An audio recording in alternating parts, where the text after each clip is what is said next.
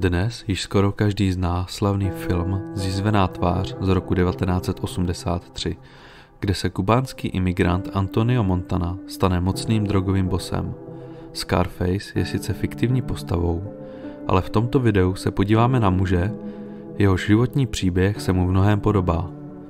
Jmenuje se Luis Felipe a po útěku z komunistické Kuby založil násilnickou odnož Bloodline nechvalně proslulého gangu Latin Kings. Podíváme se jak na jeho životní příběh, tak i na odnož, kterou stvořil. Je to příběh plný násilí a posléze nečekané přeměny.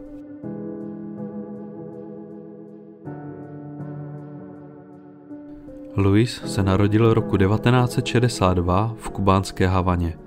Nikdy nepoznal vlastního otce a jeho matka byla prostitutka. Byli velice chudí a v roce 1979 se dostal do vězení. Z jakého důvodu však nevíme. Na Kubě byl již 21 let u moci komunistický režim, který dodnes svým občanům neumožňuje volně cestovat. V roce 1980 se kubánský vůdce Fidel Castro rozhodl v úvozovkách vyčistit svoji zemi. Od dubna do října otevřel přístav ve městě Mariel a prohlásil, že přístav bude otevřen pro všechny, kdo chtějí opustit Kubu. Spojené státy byly nakloněni těmto uprchlíkům pomoct a během prvních 3 dní vyslali do Mariel 3000 amerických lodí. Castro se rozhodl taktéž poslat do USA mnoho vězňů a pacientů z psychiatrických léčeben. O čemž veřejnost neměla ani potuchy. Ze všech 125 000 uprchlíků, kteří přistáli na Floridě, mělo přibližně 25 000 záznam v trestním rejstříku. Kubáncům, kteří se dostali do Spojených států, byl okamžitě přiznán status politického uprchlíka. Jedním z těchto uprchlíků byl mladý Luis. 200kilometrová cesta přes širé moře byla pro 18letého chlapce dosti traumatická. Nakonec přistál v ostrovním městě Key West a byl ubytován v táboru pro uprchlíky v Miami.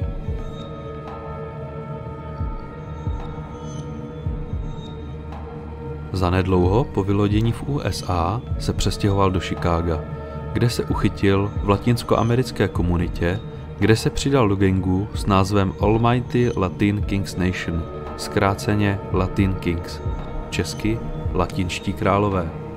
Prostředí tohoto gangu dalo tomuto mladíkovi pocit, že někam patří a poskytlo mu prostor pro osobní růst. Rychle stoupal na hierarchickém žebříčku a pamětníci ho popisují jako velice ambiciózního a pomstychtivého člověka.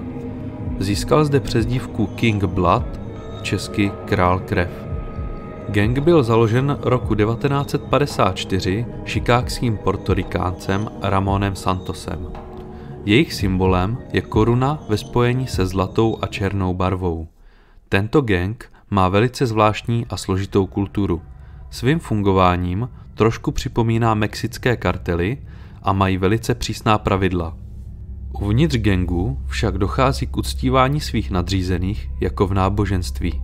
Latinští králové jednají podle přísných kodexů a směrnic, které jsou vyjádřeny v rozsáhlé interní ústavě. Respektují však státní a regionální hranice a každý americký stát má své vlastní krále a jiné představené. Mezi rivaly gangu patří například salvadorský gang Mara Salvatrucha, známý jako MS-13. Tento gang se vyznačuje extrémní brutalitou a mimo svoji běžnou nelegální činnost se zapojil i do války mezi mexickými drogovými kartely. Tato skupina je rozšířená prakticky po celém americkém kontinentu, včetně Spojených států.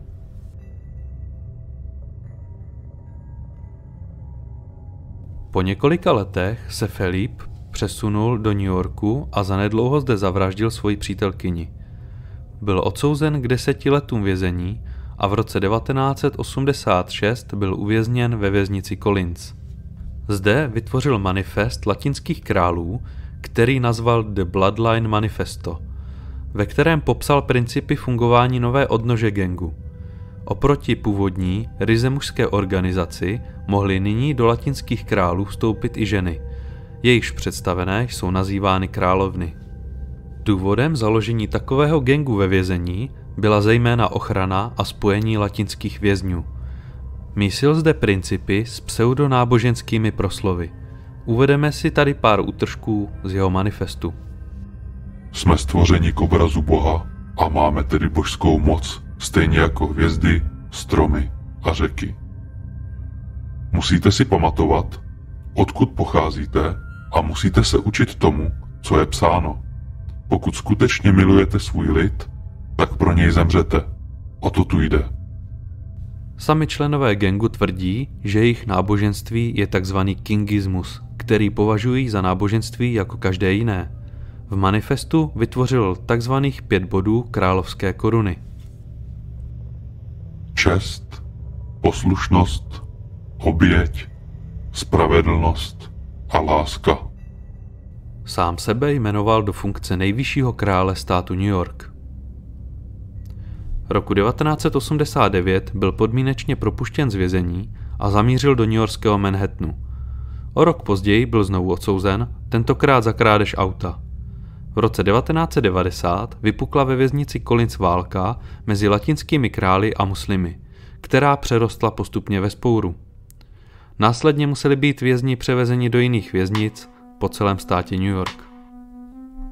Filip se v této době rozhodl bojovat v uvozovkách perem.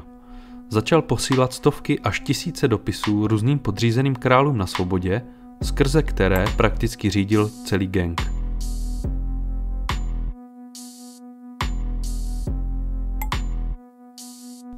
Na počátku 90. let se jeho gang enormně rozšiřoval jak ve věznicích, tak na svobodě. Kriminalita v New Yorku byla v 90. letech asi 5krát vyšší než je dnes. O reformu newyorské městské policie a snížení kriminality se poté zasadil bývalý newyorský starosta Rudy Giuliani, který byl do funkce zvolen právě v této kritické době. Mezi červnem 93 a únorem 94 se začali na území města vyskytovat mladí latinoameričané, kteří byli zastřeleni střelou do zátylku a všichni byli pomočení. Policie si tyto bizarní případy začala spojovat dohromady. Později se zjistilo, že šlo o 7 latinských králů. Filip z vězení posílal velice tajemné a šifrované dopisy. V jednom z nich bylo zmíněno, aby byl předán Mauzímu narozeninový dárek. Policie poté v roce 93 vyjela k případu, kdy byl na halloweenském večírku v Brooklynu zastřelen jistý Rafael González. Později zjistili, že šlo o jednoho z králů s přezdívkou Mauzí. Jeho švagr, Viktor Hershman, byl zanedlouho zastřelen při pouliční přestřelce. Člověk, který tento dopis obdržel, se jmenoval William Cartagena, což byl jeden z latinských králů s přezdívkou King Little Man, česky Malý král. Jeden z nejbrutálnějších případů se udál v jednom bytě v Bostonské ulici v Bronxu. Policisté zde v koupelně našli tělo, které mělo uťaté všechny končetiny a hlavu. Torzo těla bylo spálené a zabalené v koberci. Později bylo zjištěno, že šlo o Williama Cartagena. Nechal ho odstranit sám Filip, jelikož se domníval, že ho chce zradit. Mám tu i úryvek z dopisu, kterým ho odsoudil. Malý je zrádce, který zradil mě i národ, takže víš, jaké jsou mé rozkazy. Přes své dopisy neřídil pouze gang na svobodě, ale nařídil přes ně i atentát v jiné věznici. Nařídil latinským králům, aby ve věznici v Rikers Island zabili jistého Pedra Rosaria, přezdívaného Pete Rock, který byl zodpovědný za četné útoky na latinské krále.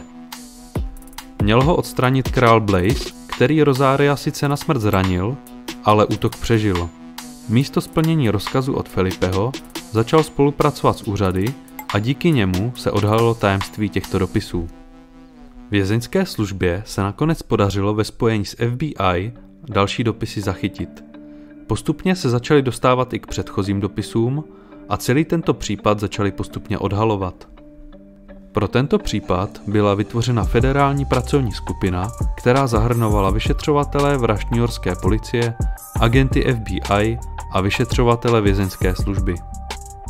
Filip byl díky odhaleným dopisům spojen se všemi vraždami latinských králů v New Yorku. Byli zatčeni i současní králové, kterými byli King Assassin, King Epic, King Blaze, King Drop a a 1 královna. Celkem bylo zatčeno 40 lidí. Sám King Blood, tedy Filip, byl 21. června 1994 obviněn z vraždy a pokusu o vraždu.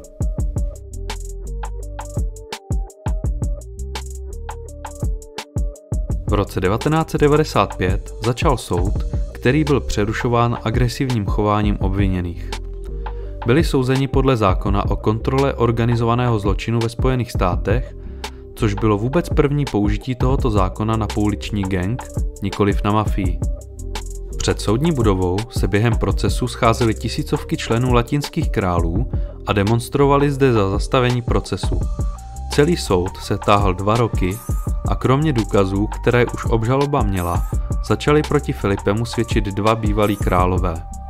Jedním z nich byl King Assassin, jehož pravé jméno je Francisco Soto. Díky svým svědectvím se v roce 1996 dostal do programu na ochranu svědků.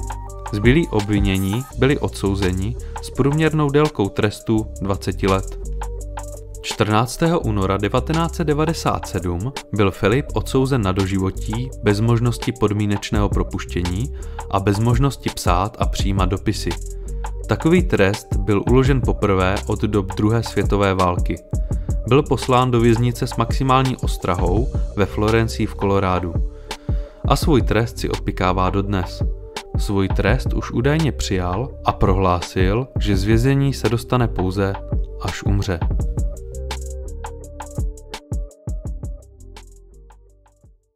V době soudního procesu se nejvyšším králem státu New York stal jistý Antonio Fernández, který zahájil transformaci latinských králů. Absolutním odříznutím Filipeho pomalu skončila násilná povaha tohoto gangu. Nechal většinou v poklidu propustit mnoho nižších králů a na jejich místa dosadil lidi s politickými ambicemi.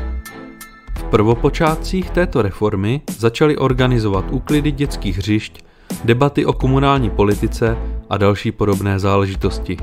Fernández byl policií pojmenován jako gangster z PR kampaní. Členové se začali každý měsíc scházet v kostele Panny Marie v Harlemu, který se nachází přímo před stanicí 26. okrsku newyorské policie.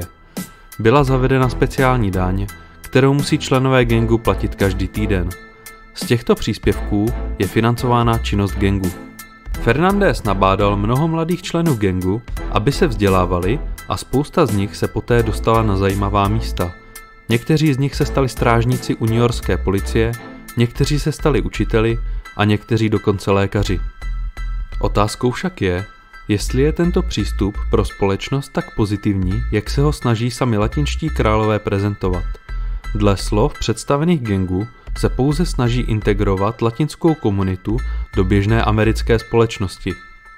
Ano, tito lidé sice už nejsou na okraji společnosti a nepáchají násilné zločiny, ale stále zůstávají věrní svému gangu a to může přinést do škol nebo do policejního sboru skrytou korupci. Jisté je však to, že odkaz Luise Filipa žije svým vlastním životem i nadále.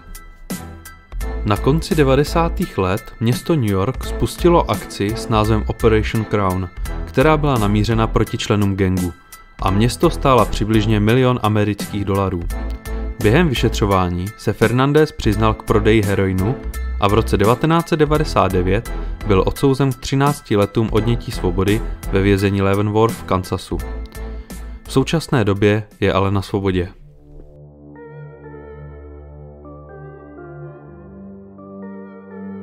Během 90. let začal gang spolupracovat s portorikánským nacionálním hnutím, jejichž cílem je odtržení Portorika od Spojených států.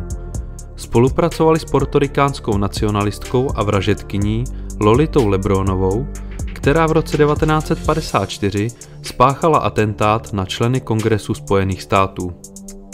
Její spolupracovnice Adelfa Vera před svojí smrtí prohlásila na adresu latinských králů toto.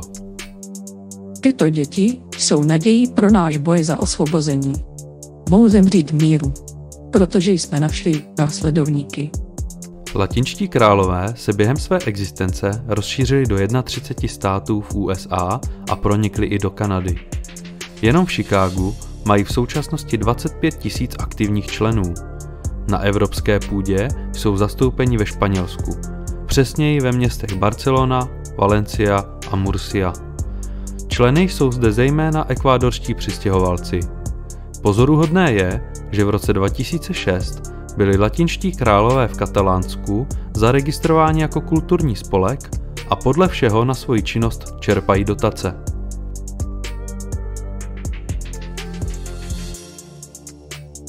A jsme na konci příběhu reálného Scarface. Toto video bylo pro mě více náročné než ostatní. Za prvé bylo složité najít k těmto případům relevantní informace a když už jsem nějaké nalezl, tak všechny byly v angličtině. A za druhé byly popsané činy velice brutální a znepokojivé. Co mě však znepokojuje nejvíc, je informace, že tyto americké gangy a kartely pronikají i na evropské území, což je z mého pohledu velice děsivé. Tyto organizace jsou totiž velice nebezpečné a jejich přirozenou vlastností je rozvracení státní autority. Vzhledem k tomu, že jsem tento příběh nikdy nenalezl zpracovaný v češtině, tak doufám, že jste se dozvěděli něco nového a pokud se vám moje tvorba líbí, tak mi tam hoďte odběr a budu se těšit u dalšího videa.